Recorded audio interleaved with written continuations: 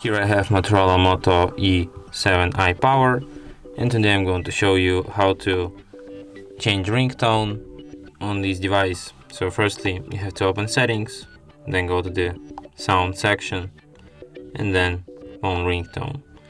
You can select one of these suggested ringtones. You can just select none of them and disable ringtone, or you can add your own ringtone by downloading by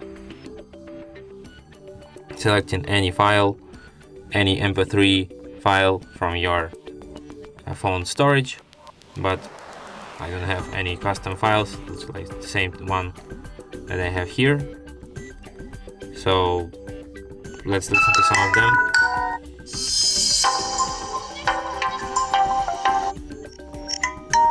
I guess this one is really super ringtone.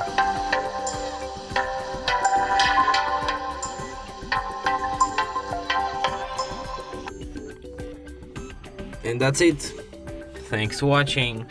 If you find this tutorial useful, don't forget to hit that like button and subscribe to our channel.